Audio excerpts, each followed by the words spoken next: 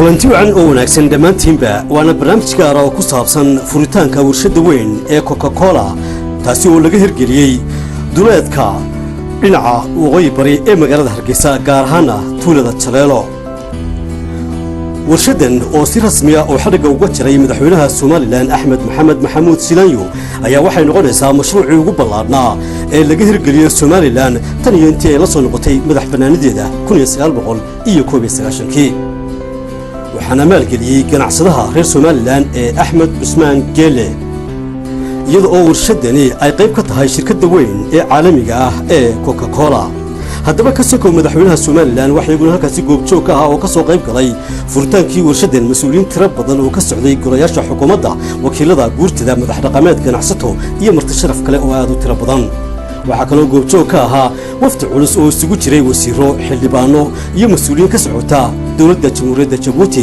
oo iyaguna magaalada Hargeysa u yimi in ay ka qayb galaan munaasabadda xariga laga jirayay warshadan weyn ee Coca-Cola sidoo kale mas'uuliyiinta safaaradda Itoobiya ee Somaliland u fadhida ayaa iyaguna goobjoog ka ahaa madaxda shirkadda caalamiga ah ee Coca-Cola Company ayaa iyana lagu marti qaaday ka soo qayb galka xafladda xariga laga jirayay warshada weyn ee Coca-Cola haddaba intaynaanu gudagelin qaabkee xafladdaas u dhacday bal marka hore aynu eegno marxaladihii ay warshadani soo martay laga bilaabo markii seefka hoose loo taagay ilaa dhamaystirkeedii ugu dambeeyey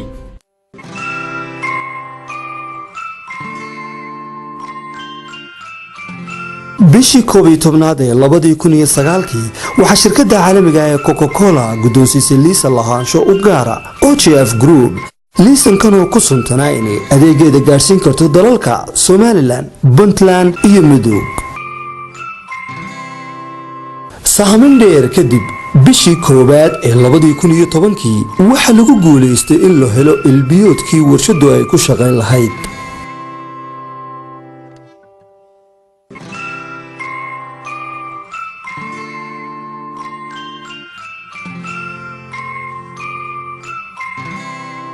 waxa isla markiiba geed hoostii ka bilaabmay qorshihii iyo kuurgalkii dhismihii saldhigga u noqon lahaa wax soo saarkii warshadda halkii laga dhisi lahaa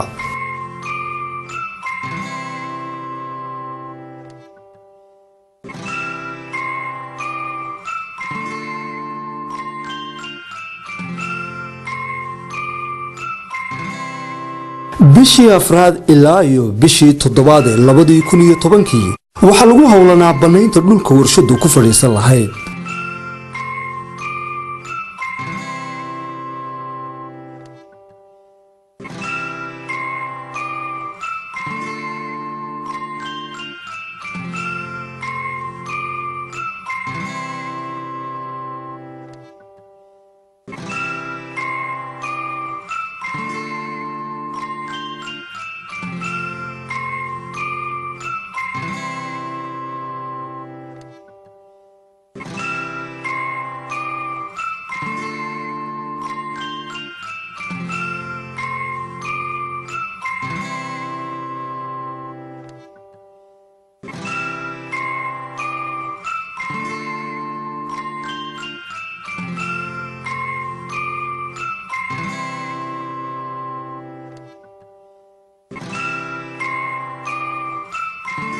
bishii tobnaad ee 2010 OGF Group oo adeegsanaysa baanka caanka ah BCMIR iyo AFD ayaa waxay shirkadda caanka ah ee Cosme ka dalbadeen isla markaana la soo gaarsiiyay mashiin soo saara saacadiiba 12,000 caagudood oo kuwa sharaabka laga cabaa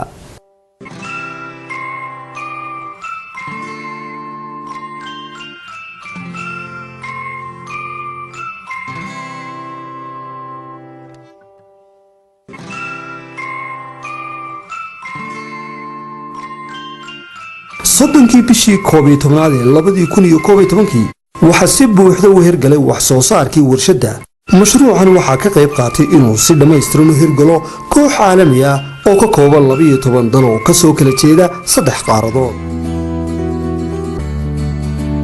furitaanki warshadda loo sameeyay ayaa sida bilowgii barnaamijkaba aad ku aragteen waxa uu ahaa mid si weyn oo mug leh loo soo agaasimay waa kuwan mas'uuliyiinta kambaniga weyn ee Coca-Cola ee heer caalami iyo waliba kuwa u sii qaabilsan bariga iyo bartamaha Afrika oo goobjoog ka ahaa munaasabadii madaxweynaha Somaliland xariga kaga jirayay warshada weyn ee Coca-Cola ee tuulada Taleelo ee bariga magaalada Hargeysa.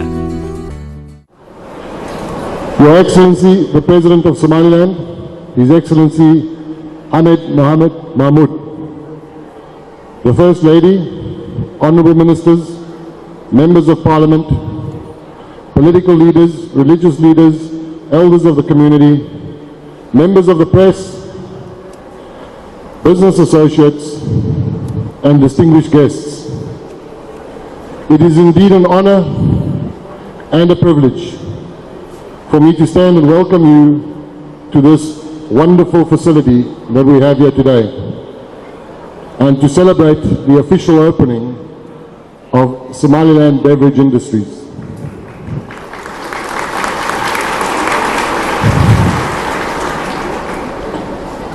Amidst many challenges, I am humbled by what has been achieved here today.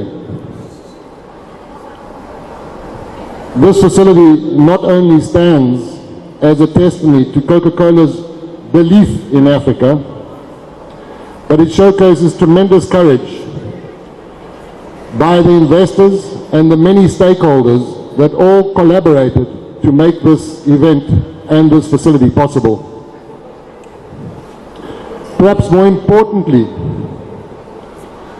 it symbolizes hope, prosperity, and aspiration for Somaliland and all of its people.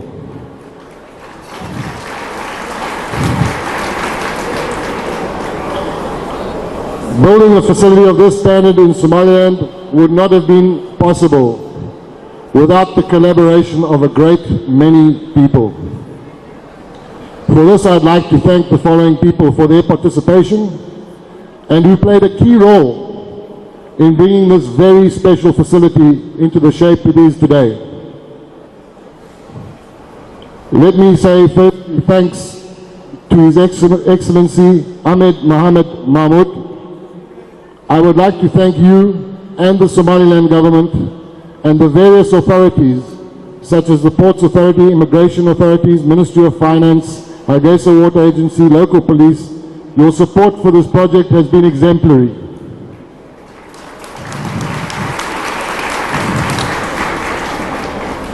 Not only have you ensured and secured the safety of all the goods and the people that have built this facility, but you have done so in an expedient manner. And you have dealt with our business applications and requests absolutely impeccably. I thank you for this.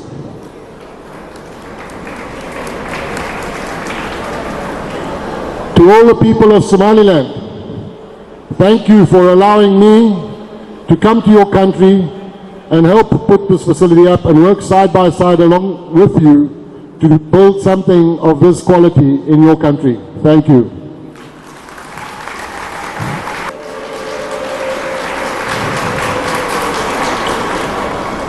To Lee, my wife, thank you for allowing me to come and do what I do. You have been a tremendous support in my life. To the GSK team that have come here all the way from Djibouti, Negwa, Bashir, and the rest of the team, you guys have done an absolutely exemplary job of setting up this whole facility to ensure that this function has run as smoothly as it has. Thank you very much to all of you. And last but not least, the Gele family. Ali, Mustafa, Mukhtar, Gele, and Ahmed. Thank you for inviting me to Somaliland. Thank you for allowing me to participate in this opportunity and entrusting me with your investment. For making me feel a part of your very special family. It is indeed an honor and a privilege. Thank you. In particular, I would like to thank the chairman of SBI, Ahmed Osman Gele, for his guidance and unwavering support throughout this project.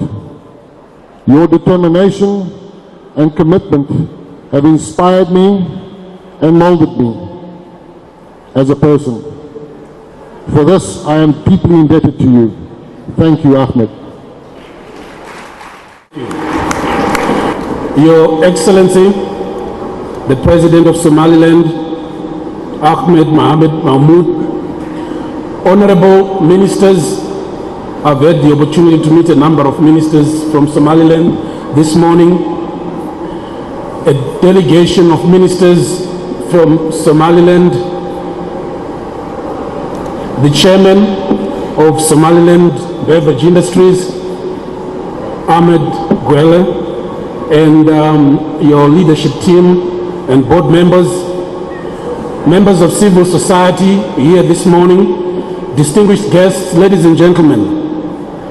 Good morning and thank you for coming to grace this special occasion, where we are officially opening this great facility that SBI has built. We are deeply honored to have with us so many of our customers, distributors, stakeholders, public officials, civil society, all, I believe, great friends of the Coca-Cola system. We really are pleased to have you here this morning. Your Excellency, today is a very important milestone in the history of Coca-Cola in sub-Saharan Africa. Our business in Africa has been operating since 1928 in most parts of Africa.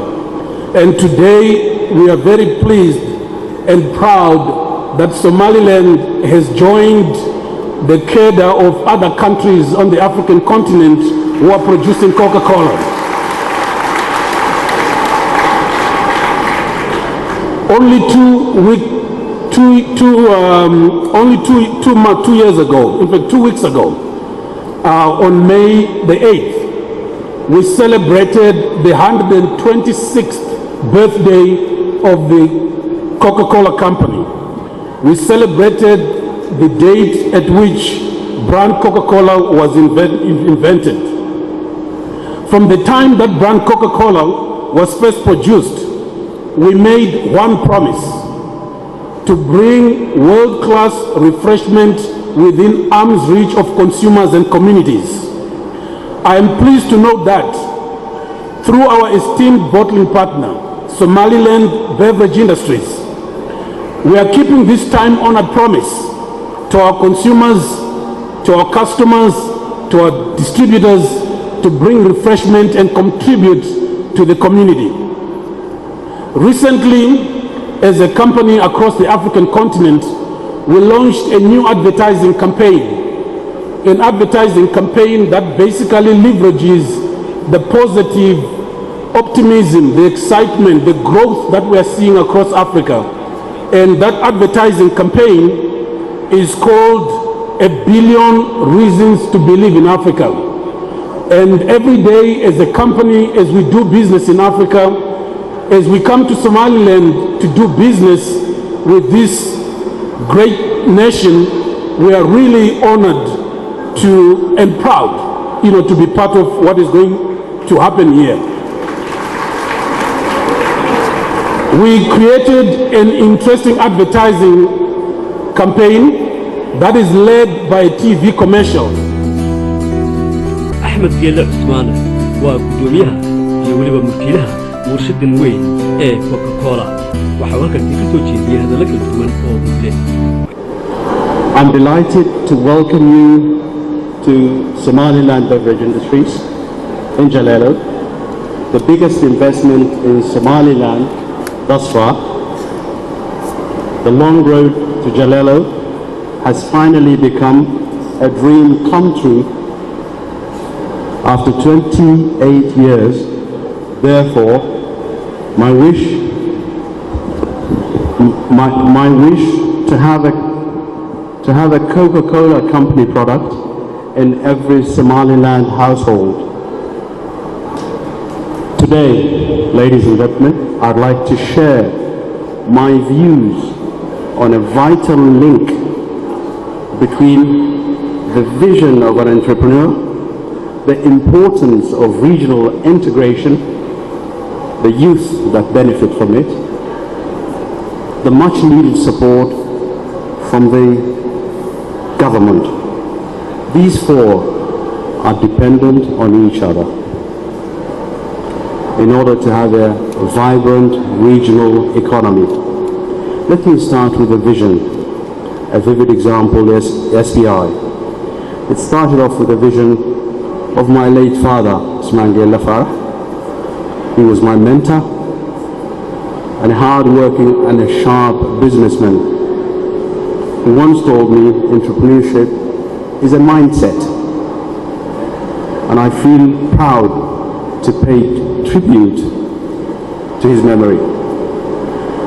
Ladies and gentlemen, regional integration creates a climate of shared values between the countries that involves creating economic values in a way that also creates values for the society by addressing needs and challenges. Youth is important. It needs to be attractive. The youth of Somaliland needs to be attracted to stay and not to migrate to other regions. Youth needs to be respected for their talent, for their energy. Youth needs to be given a space to grow and develop. Youth needs to be rewarded with long-term employment. The three above pillars can only bear fruit if the government in power gives unswerving support to investments like SBI. Such support can come in the form of unconditional protection against dumping. Your Excellency, allow me to conclude by saying the success of SBI is a litmus test for businessmen and businesswomen who want to engage in future large investments. One is already in the way. Some cable is on the way. The realization of this project would not have been possible without the contribution and support of all. Firstly, I would like to thank the Somaliland government for their support. I would also like to thank the Djibouti government for their positive attitude to regional economic integration. I cannot forget, thank you.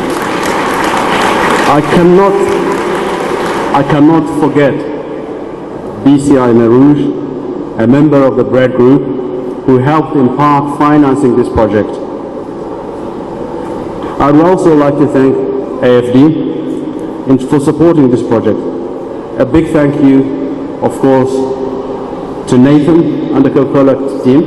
Nathan trusted me the first time he trusted me. I'd also like to thank the Habshil Group for their unconditional support. Lastly, but not the least, my teams in Djibouti, the GSK Group, my team in Somaliland, OGF Group, who worked day and night to help me achieve this long-sought dream. Thank you, Mr. President. Thank you, ladies and gentlemen.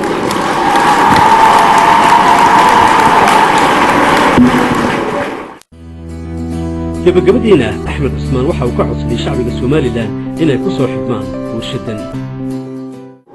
waxaan jecelahay inaan u mahadceliyo madaxweynaha oo runtii taageero nala garab joogay intii aanu dhisaynay. waxaan kaloo jecelahay inaan mahadceliyo oona marnaba la ilaawi karin odayaasha degmada Jaleelo oo nala soo kifaaxay oo wax weyn nala qabtay, maantana midhaheedii nala guranaya ayaan jecelahay inaan mahadceliyo. waxaan kaloo codsi baan leeyahay dadweynaha Somaliland meel wala joogaanba inayna taageeraan sharaabkaas uu soo baxay, inay nala shaqeeyaan, inay nala dadaalaan, inay taageerana siiyaan. waa mahadsantihiin. asalaamu calaykum waraxmatullahi wabarakaatu. wasiirka ganacsiga ee Somaliland Cabdistaah Khaliif ayaa tilmaamay in warshadu ay leedahay ahmiyad weyn iyo faa'iidooyin kala duwan oo ay bulshada ugu fadhido, isagoo intaas ku daray in ka xukuumad ahaan ay wixii karaana ay isla garab taagi doonaan. waxaan idinka mahadnaqayaa inaad nagala soo qayb gashaan xafladdan furitaanka ee warshadda sharaabka SBI Somaliland Industry oo runtii aan aad iyo aad idinkaga mahadnaqayo wakhtigii dheeraa aad fadhideen muddadii aad soo socoteen oo waddadu ay tahay raf iyo sida aad u ixtiraamteen intii hadda aad fadhideen isbiishadii iyo hadalladii halka laga jeediyay aad u dhegaysteen aad baan idinku mahadnaqayaa mudane madaxweyne warshadda SBI waa warshad soo saarta sidii aad warbixinihii ku dhegaysanaysay madaxda kala duwan sharaabka soodhaha leh runtii waxaan aad iyo aad ugu faraxsanahay inaad nagala soo qayb gasho mashruucan oo ah mashruucii maalgashi ee ugu ballaadhnaa ee mar keliya initial man investmentigiisa la geliyo dalka oo ay ku baxday lacag gaadhaysa ilaa iyo 7 milyan oo dollar inaad nagala soo qayb gasho runtii sharaf bay noo tahay waana kaaga mahadnaqaynaa marka labaad waxaan jeclahay madaxweyne halkan inaan uga mahadnaqo OGF Group iyo SBI madaxdooda oo runtii geliyey dalka maalgashi waxtar ah oo dalka waxtar u ah oo run ahaantii uu ka faa'iideeya dalka iyo dadka iyo deegaanka labaduba ay ka faa'iideeyaan ma aha oo keliya madaxweyne inay maalgashi keeneen ganacsatada dhaqankeedu waxa uu yahay inta badan inaanay u fekerin ribix ama faa'iido wakhti dheer ah ee uu qofku ka fekero inuu shilin ku daro dabadeedna waxa uu ka faa'iidayo oo muuqdo markaa uu meel dhow ka qaato laakiin barnaamijkan oo runtii aad aragto lacagta gashay iyo dhaqaalaha galay waa barnaamij runtii ay ka dambaysay aragti fog iyo hal abuur runtii xeel dheer mana aha oo kale inay maalgashi keenaan waxay keeneen inay dhiirigelin ku sameeyaan maalgashatada kale ee dalka iyo kuwa dibadduba ayna muujiyaan calaamad muujinaysa inuu dalku yahay dal u qalma in la maalgashado oo la maalgashan karo laguna aamini karo lacagta intaa leeg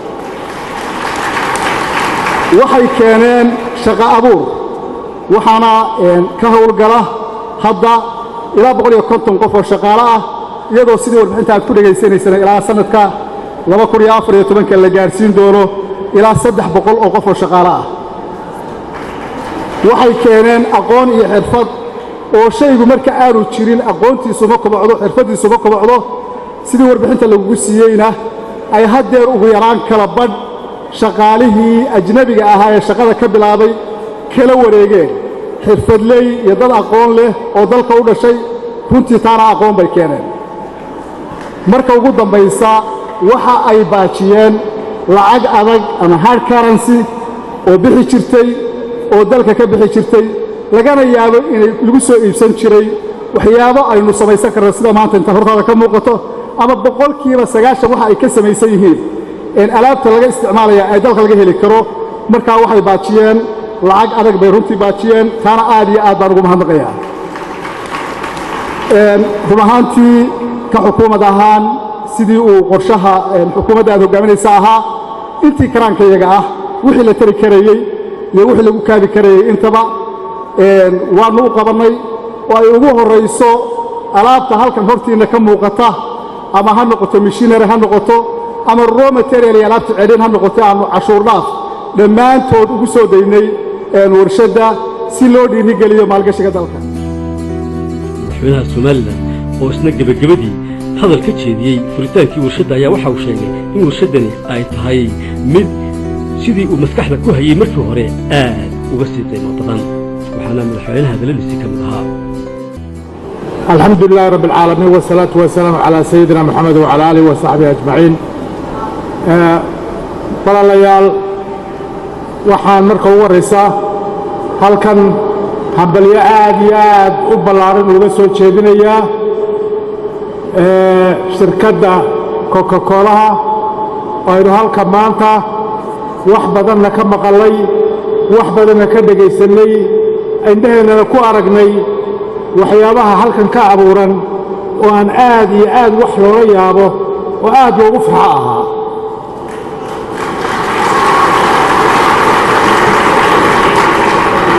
anigoo mulkiilayaasha axmed geelle iyo shirkaddiisa iyo shirkaddaba ammaan ballaaran u soo jeedinaya runtii waxaan maanta halka ku arkay waxaan filayey may ahayn wax aad uga ballaaran weeye waxaan leeyahay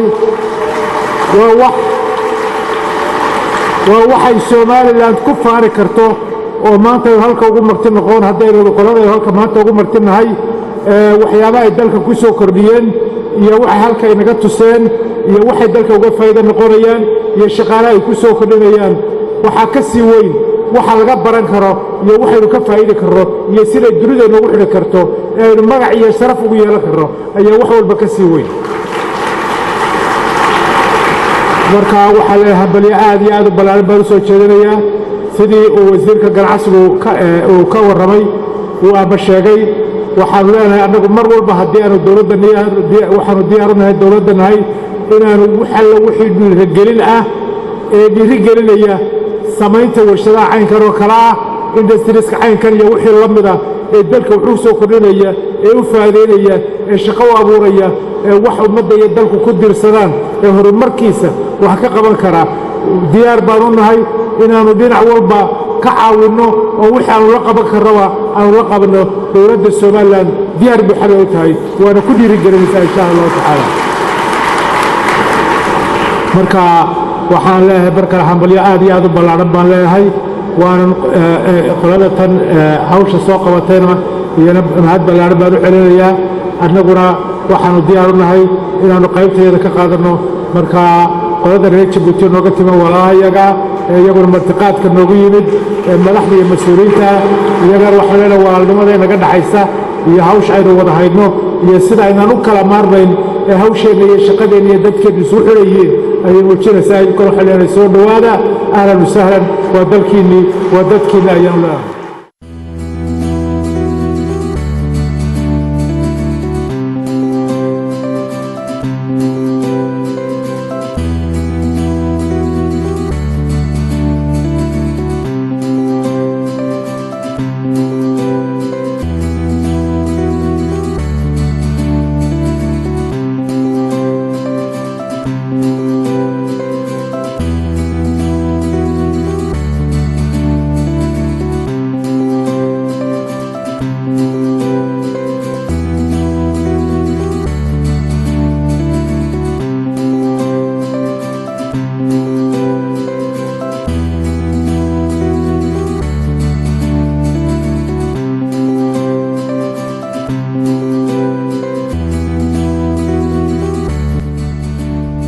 mustaqbalka haddaba warshadu maxay jeceshahay inay ku soo kordhiso wax soo saarkeeda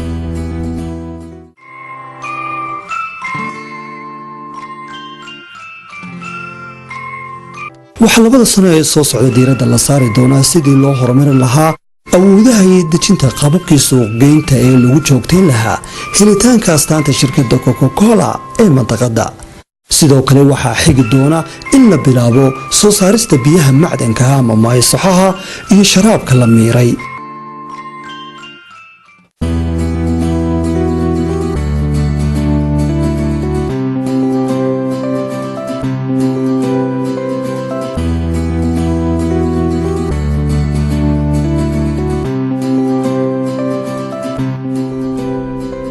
warshaddan jaleelo ayaa sidii horeba u sheegnay noqonaysa mashruucii ugu weynaa ee laga hirgeliyo Somaliland iyadoo awoodi karta in ay sharaabka kala duwan iyo Coca-Colahaba ka haqabtirto dhammaan Somaliland iyo waliba dalalka la dariska ah